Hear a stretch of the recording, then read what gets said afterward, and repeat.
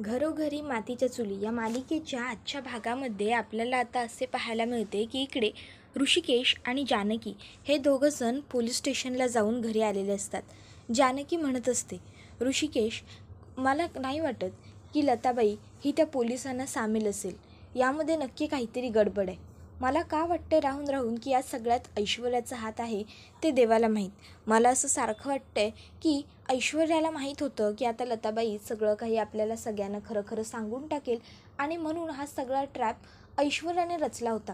ऐश्वर्याने मुद्दाम लताबाईला ह्या सर्वात अडकवलं होतं असं मला सतत वाटतंय. नाही वाटत मला की ती लताबाई त्या पोलिसांना सामील असेल. काहीही झालं तरी मला त्या लताबाईला शोधून काढावंच लागेल, कारण तिला खूप प्रश्न विचारायचे आहेत. मला विचारायचं आहे तिला, तुला काय माहीत आहे माझ्या आईबद्दल, कोण आहे माझी आई, खूप विचारायचे आहेत तिला प्रश्न. आणि जोवर मी तिला विचारत नाही तोवर मला चैन येणार नाही. त्यामुळे काहीही झालं तरी मी लताबाईला शोधल्याशिवाय गप्प बसू शकत नाही ऋषिकेश. मी शोधून काढणार तिला. त्याबरोबर आता मागून ऋषिकेश येतो आणि जानकीच्या खांद्यावरती अलगद हात ठेवत तिला म्हणत असतो, हे बघ जानकी, मला मान्य आहे आणि तू काळजीही करू नकोस. लताबाई नक्की सापडेल. हो, खरंच सापडेल ती. आपण पोलिसात तक्रार देऊन आलोय की नाही, मग का काळजी करायची आता. हे बघ, पण तू स्वतःहून तिला शोधायला जाऊ नकोस. काय गरज आहे तुला तिला शोधायला जाण्याची. ती सापडली की मग तुला किती प्रश्न विचारायचे तेवढे तू तिला विचार, पण प्लीज आता तू जाऊ नकोस कुठे. इतक्यात ऋषिकेशच्या फोनवरती एक फोन येतो. ऋषिकेश लगेचच म्हणतो, हो हो हो मी आलो, हो पोहोचतोय. आणि मग तो फोन कट करतो. त्याबरोबर जानकी ऋषिकेशला विचारते, तुम्ही आता कुठे जाताय. ऋषिकेश सांगत असतो, अगं बाजार समितीचा एक खूप मोठा कार्यक्रम आहे, तर त्यासाठी जायचं आहे. सगळे शेतकरी बांधव आपल्या ऑफिसला येऊन थांबलेत. त्यावर जानकी म्हणते, बरं ठीक आहे, जा तुम्ही. त्यावर ऋषिकेश म्हणतो, स्वतःची काळजी घे जानकी.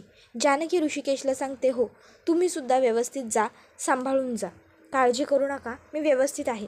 त्यावर ऋषिकेश तिला म्हणतो की हो येतो मी. आणि मग आता ऋषिकेश हा बाजार समितीच्या कार्यक्रमासाठी ऑफिसला जायला निघालेला असतो. तर दुसरीकडे जानकी ही सुद्धा आता घरी येत असते. तर इकडे आपण पाहतो की लताबाई ही आता मंदिरात बसलेली असते आणि ती महादेवाकडे प्रार्थना करत असते की देवा, माझ्या मुलीने काहीही होऊ, ती चिठ्ठी फक्त वाचू दे, बास, बाकी मला काहीही नको. तिने एकदा का ती चिठ्ठी वाचली की मग बास, दुसरं मला त्या उलट काही नको.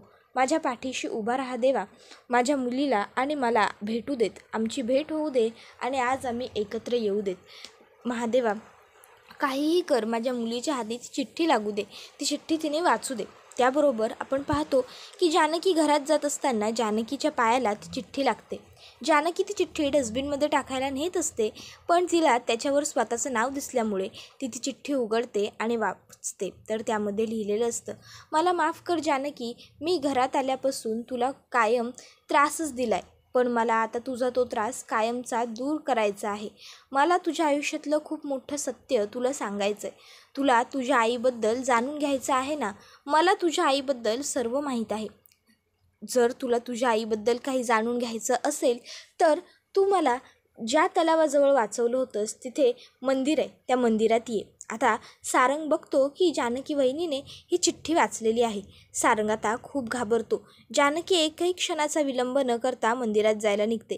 तर दुसरीकडे ऐश्वर्या ही मंदिरात पोहोचलेली असते आणि आता ती लताला शोधायला लागते.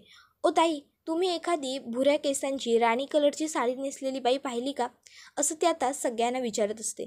बऱ्यापैकी लोक तिला नाही, आम्ही नाही पाहिली असंच सांगत असतात. ऐश्वर्या म्हणत असते, अरे कुठे गेली ही लता. ओ दादा, तुम्ही एखादी राणी कलरची साडी नेसलेली पांढऱ्या केसांची बाई पाहिली आहे का, म्हातारी आहे. त्याबरोबर नाहीच लोक तिला सांगत असतात. आता मात्र ऐश्वर्या चिडते. ऐश्वर्या म्हणत असते, कुठे गेली ही लताबाई, एकदा का जर सापडली ना तर खरंच ह्याच तलावाच्या पाण्यात हिला बुडवेन आणि कायमची मारून टाकेन. पण काही झालं तरी मला हिला शोधावीच लागेल आणि ही मला सापडेलसुद्धा. मी शोधून काढेनच. लताबाई कुठे आहेस तू, असं म्हणत ऐश्वर्या पुन्हा एकदा लताला शोधायला सुरुवात करते. मग आता ती महादेवाच्या मंदिराच्या आत येते आणि मंदिरात गाभाऱ्यात कुठे दिसते का हे पाहत असते. पण आता गाभाऱ्यात तिला लता कुठेच दिसत नाही, कारण लता ही एका खांबाला टेकून बसलेली असते, त्यामुळे ती कोपऱ्यात असते. तर आता ऐश्वर्या तिकडनं निघते आणि पुन्हा बाहेर येऊन बाहेरच्या लोकांना विचारायला लागते, माझ्या मुली एका म्हाताऱ्या बाईला पाहिलं आहे का कोणी? बघा, राणी कलरची साडी नेसलेली बाई आहे, तिची केस पांढरी आहेत. लोक सांगत असतात की नाही नाही आम्ही नाही पाहिलं. आता बरोबर लता ऐश्वर्याला बघते. लता विचार करते की नाही नाही काही झालं तरी मला जानकी येईपर्यंत इथून लपून राहावं लागेल, मला हिला भेटून चालणार नाही. मग ती बाहेर येते आणि तिथे एक व्यक्ती बूट पॉलिश करत बसलेला असतो. त्याच्या शेजारी जी घोंगडी ठेवलेली असते ती घोंगडी स्वतःच्या अंगावरती घेते आणि तिथे घोंगडी घेऊन बसते. आता ऐश्वर्या विचार करत असते, अरे कुठे ही लताबाई मला कशी सापडेल? इतक्यात तिथे येतो एक माणूस जो प्रसाद वाटत असतो. तो लताबाईच्या हातात प्रसाद देतो. तर आपण दुसरीकडे पाहतो की आता ऐश्वर्या ही विचार करते की नशीब किमान जानकीला ती चिठ्ठी तरी सापडलेली नाही आहे. इतक्यात सारंग तिला कॉल करतो आणि इकडनं सारंग आता म्हणत असतो, ऐश्वर्या ऐश्वर्या. त्यावर ऐश्वर्या म्हणते, सारंग पुढे बोला ना, काय कासवाच्या स्पीडने बोलताय, बोला पटापट, काय झालं आहे? त्यावर आता सारंग घाबरलेला असतो. सारंग घाबरलेल्या आवाजातच ऐश्वर्याला म्हणत असतो, ऐश्वर्या ते म्हणजे ऐश्वर्या म्हणजे ती लताबाईने लिहिलेली चिठ्ठी जानकी वहिनी. त्याबरोबर ऐश्वर्या ओळखते आणि म्हणायला लागते, लताबाईने लिहिलेली चिठ्ठी जानकीने वाचली, बरोबर ना सारंग? हेच सांगायचा प्रयत्न करताय ना मला मगापासून? त्याबरोबर सारंग होकार देतो. तर ऐश्वर्या त्याला विचारते, तुम्ही ती चिठ्ठी नीट फेकली नव्हती का सारंग? बोला ना. त्यावर सारंग म्हणतो, अहो मी ते चिठ्ठीचा सुरगळा केला आणि तिला गच्चीवरून खाली फेकून दिली. मला माहीत नव्हतं की जानकी वहिनी तिकडून येईल आणि ती चिठ्ठी वाचेल. ऐश्वर्या म्हणते, सारंग तुम्ही वेडे आहात का हो? ती चिठ्ठी तुम्ही गच्चीवरून खाली कशी फेकू शकता? अहो तुम्ही ती चिठ्ठी फाडून तरी फेकायला हवी होती किंवा जाळून तरी टाकायला हवी होती ना. तुम्हाला एवढं साधं कळलं नाही का? सारंग म्हणतो, ऐश्वर्या हो सॉरी, पण आता काय करायचं आपण? त्यावर ऐश्वर्या म्हणत असते, आता तुम्ही काही नाही करायचं, आता तुम्ही काहीच नका करू, आता जे काही करायचं आहे ना ते मी करते, मी बघते काय करायचं ते. आता तुम्ही तर माती खाल्ली आहे, मग ती कशी निस्तरायची हे मलाच बघावं लागेल ना. फक्त हो एक गोष्ट करू शकता आणि ती नीट करा हा सारंग, ते म्हणजे हे की घरात जर तुम्हाला कोणी विचारलं जानकी कुठं गेली आहे, तर सगळ्यांना एवढंच सांगायचं की जानकी ही तिच्या एका मैत्रिणीकडे गेलेली आहे, समजलं? त्याबरोबर आता सारंग म्हणतो की हो चालेल. आणि मग आता आपण पाहतो की इकडे सारंग हा फोन कट करत असतो. ऐश्वर्या त्याच्यावरती चिडलेली असते. सारंग ऐश्वर्याला सॉरी ऐश्वर्या असं म्हणतो. त्याबरोबर आता लगेचच इकडे ऐश्वर्या ही म्हणायला लागते की ठीक आहे, आणि मग ती फोन कट करते. त्यानंतर आपण पाहतो लताबाई ही देवाला प्रार्थना करत असते की देवा येऊ दे माझ्या जानकीला इथे, माझ्या जानकीला पाठव माझ्याकडे, देवा माझ्या जानकीला पाठव. तर आपण आता इथे पाहतो तर ऐश्वर्या म्हणत असते, लताबाई तुला सोडणार नाही मी, आणि जानकी तू येतेस ना, तू सुद्धा ये, आज बघतेच कशी होते माय लेकींची भेट. लताबाई तर घरी नाहीच जाणार, पण जानकी तू सुद्धा घरी नाही जाणार, आज सगळं संपणार. त्यानंतर आपण दुसरीकडे पाहतो की इकडे सुमित्रा ही देवघरात आलेली असते आणि ती देवांची प्रार्थना करत असते. ती म्हणत असते, देवा तुलाच काय ती सगळ्यांची दया, आमच्या घरावरचं एवढं मोठं अरिष्ट तुझ्यामुळंच टळलं बघ. इतक्यात त्या ठिकाणी नानासाहेब येतात आणि लगेचच सुमित्राला विचारतात, सुमित्रा तू कुठे जानकीला पाहिलायस का गं? त्यावर लगेचच सुमित्रा म्हणते, जानकीला नाही हो, मगापासून मला तर ती कुठे दिसलेली नाही आहे. एक मिनटं सारंग, सारंग इकडे ये, जानकी कुठे पाहिलीस का? आता सारंग हा रस्त्यात चाललेला असतो आणि त्याचं सगळं लक्ष हे मोबाईलवरती असतं. त्यावर लगेचच सुमित्रा त्याला पुन्हा हाक मारते, सारंग सारंग. त्याबरोबर सारंग सुमित्राकडे बघतो आणि हा आई बोल ना असं विचारतो. त्यावर लगेचच सुमित्रा विचारते, काय म्हणते मी, जानकी वहिनीला कुठं पाहिलंयस का? त्याबरोबर सारंगला आठवतं की त्याला ऐश्वर्याने फोनवरती सांगितलं काही झालं तरी कोणाला खरं कळता कामा नये, कोणालाही सांगा की जानकी तिच्या मैत्रिणीकडे गेली आहे. सारंग म्हणतो, हो आई, ते ॲक्च्युली ती तिच्या मैत्रिणीकडे गेली आहे. त्यावर नानासाहेब म्हणतात, मैत्रिणीकडे? त्यावर सारंग म्हणतो, हो, नाही म्हणजे तसं तिने मला स्वतःला नव्हतं सांगितलं, ती गुलाबरावला सांगत होती, त्यावेळेस मी ऐकलं. तर ती कुठल्या मैत्रिणीकडे गेली आहे काय त्याची मला काही आयडिया नाही आहे. त्याबरोबर लगेचच नानासाहेब म्हणतात की बरोबर ठीक आहे, काही हरकत नाही, तू जा. त्याबरोबर आता लगेचच गुलाब हो हो चालेल, एवढं बोलून तिकडनं पळ काढतो आणि निघून जातो. आता नानासाहेब आणि सुमित्रा ह्या दोघांनाही वाटत असतं की जानकी ही तिच्या मैत्रिणीला भेटायला तिच्या घरी गेलेली आहे. तर दुसरीकडे आपण आता पाहतो, रात्र झालेली असते. रात्रीची सगळी लोकं मंदिरातनं निघून गेलेली असतात. ऐश्वर्या मात्र अजून तिथेच थांबलेली असते आणि लतासुद्धा तिथेच असते. लता कसंबसं ऐश्वर्यापासून लपण्याचा प्रयत्न करत असते. तर इथे आता ऐश्वर्या ही विचार करत असते की ही जानकी कधी येईल, कुठे गेली ही जानकी. इतक्यात आपण पाहतो की जानकी त्या ठिकाणी आलेली असते. आता जानकीला त्या ठिकाणी बघून ऐश्वर्या म्हणत असते, ये ये, बरं झालं आलीस, तुझ्यासाठी तर मी एक वेगळा ट्रॅप रचूनच ठेवलेला आहे. त्यानंतर आता जानकी ही मंदिरात येते. मंदिरात आल्याबरोबर ती मंदिराच्या आवारात तिला लताबाई कुठे दिसते का हे नजर भिरकावून बघते. लता कुठेच दिसत नसते. मग काय, जानकी वरती मंदिरात येते आणि वरती येऊन आता ती महादेवाचं दर्शन घेत असते आणि इतक्यात तिला तिथे एक बाई बसलेली दिसते. तर दुसरीकडे ऐश्वर्या ही हा सगळा प्रकार चोरून बघत असते, कारण ऐश्वर्यानेच हा सगळा ट्रॅप रचलेला असतो. आता जानकी त्या राणी कलरच्या नेसलेल्या बाईला बघते आणि लगेचच तिच्या जवळ जाऊन तिच्या खांद्यावरती हात ठेवते आणि तिला हाक मारते, लताबाई. त्याबरोबर आता ती बाई मागे फिरते, पण यावेळेस ती लताबाई नसते, तर ती बाई म्हणजे एक पुरुष असतो. हो मित्रांनो, तो बाई म्हणजे एक पुरुष असतो, ज्याला ऐश्वर्याने पेरलेलं असतं, ते सुद्धा जानकीला कायमचं ह्या जगातून घालवून टाकण्यासाठी. मग आता तो माणूस लगेचच जानकीवरती हल्ला करतो. त्याबरोबर आता जानकी ही सुद्धा चलाक असते, ती लगेच स्वतःला सावरते आणि त्या माणसाचा हल्ला अडवते. तर आता हा सर्व काही प्रकार तिथे बसलेली लता बघते. लता विचार करते, बापरे, माझ्या मुलीला मारण्याचा कोण प्रयत्न करते. नाही नाही, मला माझ्या मुलीला वाचवलंच पाहिजे. जानकी मी आले बाळा, जानकी मी आले, असं म्हणत ती घोंगडी टाकते आणि तिथे काही बांबू ठेवलेले असतात, त्यांच्यापैकी एक बांबू उचलते आणि तिकडे जायला लागते. तर इकडे हा माणूस हा जानकीच्या गळ्यापर्यंत सुरा घेऊन आलेला असतो. तर ऐश्वर्या म्हणत असते, अरे मार मार मार मार तिला मार. इतक्यात मागून आता लगेचच इथे लताबाई येते आणि लताबाई येऊन आता त्या माणसाच्या डोक्यात तो बांबू मारते. त्याबरोबर त्या माणसाला लागतं आणि तो माणूस तिकडनं पळ काढतो. तर दुसरीकडे आपण पाहतो की इकडे आता ऋषिकेश हा घरी आलेला असतो आणि तो आता विचारत असतो, आई, नाना, तुम्ही कुठे जानकीला पाहिलंत का. आता लगेचच नाना म्हणतात, हो पाहिलं की. त्याबरोबर लगेचच सुमित्रा सांगते, अरे ती तिच्या एका मैत्रिणीकडे गेली आहे ना. त्याबरोबर ऋषिकेशला आश्चर्य वाटतं. ऋषिकेश म्हणतो, काय मैत्रिणीकडे, जानकी मैत्रिणीकडे गेली आणि ते सुद्धा या वेळेवर, एवढ्या रात्रीची ती मैत्रिणीकडे गेलीच का. त्याबरोबर लगेचच आता नानासाहेब म्हणत असतात, ते काही आम्हाला माहीत नाही बाबा, आम्हाला जे सांगितलं आम्ही ते तुला सांगितलं. ऋषिकेश म्हणतो, तुम्हाला कोणी सांगितलं.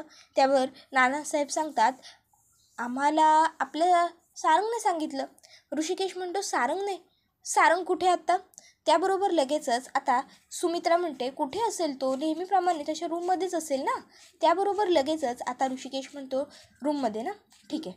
आणि मग आता तो लगेचच तिकडे सारंगच्या रूमच्या दिशेने जायला लागतो. आता इथे लगेचच सुमित्रा म्हणते, अहो काय झालं असेल हो, हा असा का आला असेल. तर नानासाहेब म्हणतात की ऋषिकेश एवढ्या घाईघाईने धावत पळत आलाय, म्हणजे नक्कीच काहीतरी तर घडलेलं असेल. आता मात्र इथे सुमित्रा आणि नानासाहेब या दोघांनाही प्रश्न पडलेला असतो की नेमकं घडलं तरी काय आहे. ऋषिकेश एवढा धावत पळत घरी का आला आणि आल्या आल्या त्याने जानकीला का विचारलं. तर आपण आता दुसरीकडे पाहतो, तो माणूस पळून गेल्यानंतर आता लगेचच इकडे लता येते आणि जानकीचे हात धरते. ती जानकीला विचारत असते, जानकी बाळा तू ठीक आहेस ना, तुला काही इजा झालेली नाही ना, तुला लागलेलं वगैरे नाही आहे ना. त्यावर जानकी म्हणत असते, ते पोलीस तुम्हाला घेऊन गेले होते, ते कुठे गेले होते घेऊन तुम्हाला, ते मला सांगा. त्याबरोबर लगेचच आता लता तिला म्हणत असते, तू ठीक आहेस ना बाळा, तुला कुठे खरंच लागलं नाही ना. ती तिच्या चेहऱ्यावरून हात फिरवायला लागते, तिला स्वतःच्या जवळ घेते, तिला मिठी मारत असते. त्याबरोबर आता हे सगळं काही जानकीला सहन होत नसतं. जानकी लगेचच लताबाईला स्वतःपासून दूर करते आणि म्हणत असते, काय चाललंय तुमचं, काय करताय तुम्ही, हे सगळं सोडा, मला लांब व्हा माझ्यापासून. त्याबरोबर लता म्हणत असते, जानकी अगं. त्यावर जानकी म्हणते, नका जवळ येऊ हा माझ्या, प्लीज. त्याबरोबर पुढे ती त्यांना म्हणत असते, का करताय हे सगळं. त्यावर ती म्हणत असते, कशात दाखवताय माझी खोटी काळजी, काय गरज आहे. सांगा ना, का खोटी काळजी दाखवताय? काय फरक पडतो तुम्हाला? त्याबरोबर लगेचच लताबाई म्हणत असते, जानकी मला माफ कर, माझं चुकलं. मी तुझ्या आणि तुझ्या सासूमध्ये खोटी दरी निर्माण केली. त्याबरोबर जानकी म्हणत असते, त्या फक्त माझ्या सासूबाई नाही आहेत, त्या आई आहेत माझ्या. आईसारखं प्रेम केलं आहे त्यांनी माझ्यावर आणि तुम्ही एका आई मुलीला लांब केलं आहे. कळतं आहे तुम्हाला याचा त्रास काय असतो? अहो, लहानपणापासून मी माझ्या आईसाठी व्याकुळ झाले होते. लहानपणापासून कधीतरी माझी आई भेटेल असं मला वाटत होतं, पण तरी मला माझी आई कधीच सापडली नाही. कसं असेल आपलं दुःख सारखं? सांगा ना. तुम्ही कधी झुरलाय तुमच्या मुलीसाठी? तळमळलाय तुमच्या मुलीसाठी? नाही ना? मग तुम्हाला काय माहिती हो, आई नसणं म्हणजे किती मोठी गोष्ट असते ते. तुम्हाला नाही कळणार माझं दुःख काय आहे ते. पण सांगा, तुम्हाला माहीत आहे ना माझी आई कोण आहे? बोला ना लताबाई, माझी आई कोण आहे? कुठे आहे माझी आई? कशी दिसते माझी आई? सांगा ना, काय केलं आहे तिने? सांगा, कुठे आहे माझी आई? लताबाई प्लीज बोला. हे बघा, तुमची चिठ्ठी वाचल्यानंतर मला आज आत्ता असं वाटतं आहे की आता मी आणि माझी आई लवकर भेटू. आता आम्हाला फार काळ भेटायला उशीर नाही आहे. प्लीज, मला दुसरं काही ऐकायचं नाही आहे. माझी मनस्थितीच नाही आहे लताबाई. मला फक्त माझी आई कुठं आहे, माझी आई कोण आहे, कशी आहे, याच गोष्टी ऐकण्यात इंटरेस्ट आहे. प्लीज सांगा ना लताबाई, प्लीज. हवं तर मी तुमच्यासमोर हात जोडते. असं म्हणत जानकी लगेचच लतासमोर हात जोडते. लताला ती म्हणत असते, हवं तर मी तुमच्या पाया पडते, पण प्लीज मला सांगा हो, माझी आई कोण आहे, माझी आई कशी आहे? लताबाई प्लीज सांगा ना माझ्या आईबद्दल. आता लताच्या डोळ्यातसुद्धा अश्रू दाटलेले असतात, तरी तिने स्वतःवरती ताबा ठेवलेला असतो. जानकी म्हणत असते, मी आणखीन वेळ वाट नाही पाहू शकत. प्लीज सांगा, प्लीज कोण आहे? हवं तर मी पाया पडते. असं म्हणत ती लगेचच लताच्या पायाला हात लावते. त्याबरोबर आता लता ही जानकीला म्हणत असते, जानकी मीच आहे ती तुझी अभाग्य आई. त्याबरोबर आता हे ऐकून मात्र जानकीला खूप मोठा धक्का बसतो, तर लताबाई रडत असते. तर आता लता ही जानकीला म्हणते, मी तुला सगळं खरं सांगते सविस्तर. आणि त्यानंतर पुढील भागात आपण पाहतो की लता स्वतःच्या हाताने जानकीला प्रसादाचा शिरा खाऊ घालते. तर आता जानकीसुद्धा लताला खाऊ घालते. दोघी मायलेकी एकमेकीला घट्ट मिठी मारतात. हे सगळं काही ऐश्वर्या बघत असते. ऐश्वर्या म्हणत असते, खा खा शिरा खा जानकी. शिरा खाल्लास की तुला झोप लागेल, गाढ झोप. आणि मग आणि ती हसते. तर आपण आता पाहतो की जानकीला खरोखर शिरा खाल्ल्यानंतर गाढ झोप लागते. ती आता तिच्या आईच्या मांडीवरती डोकं टेकते आणि गाढ झोपून घेते. त्यानंतर आता आपण पाहतो की दुसऱ्या दिवशी ती घरी आलेली असते आणि आता ती ऋषिकेशला सांगत असते, ऋषिकेश तुम्हाला माहीत आहे का, माझी आई ती लता, त्या इतक्यात पोलीस तिकडे येतात आणि पोलीस म्हणायला लागतात, जानकी रणदिवे आम्ही तुम्हाला अटक करायला आलो आहे, ते सुद्धा लताबाई कारखानीस यांच्या खुनाच्या आरोपाखाली. त्याबरोबर जानकी म्हणते, काय खून? त्याबरोबर पोलीस तिला अटक करतात आणि घेऊन जात असतात गाडीत बसून. इतक्यात जानकी ही आता घाबरलेली असताना ऋषिकेश तिकडे येतो आणि जानकीला म्हणतो, जानकी काळजी करू नकोस. त्यांच्याकडे आय विटनेस जरी असला ना तरी मला पूर्ण खात्री आहे तू निर्दोष आहेस, तू काहीही केलेलं नाही आहेस, मी तुला सोडवेन, काळजी करू नकोस. आणि मग आता ऋषिकेश हा ज्या स्पीडने पोलीस गाडी चालवत असतात त्याच स्पीडने तिकडे बाईक घेतो आणि पोलिसांच्या बरोबर पोलीस स्टेशनला जायला लागतो. त्याबरोबर हा व्हिडिओ इथेच संपतो. व्हिडिओ आवडला तर व्हिडिओला लाईक करा. चॅनलवर नवीन असाल तर चॅनलला सबस्क्राईब करा. धन्यवाद.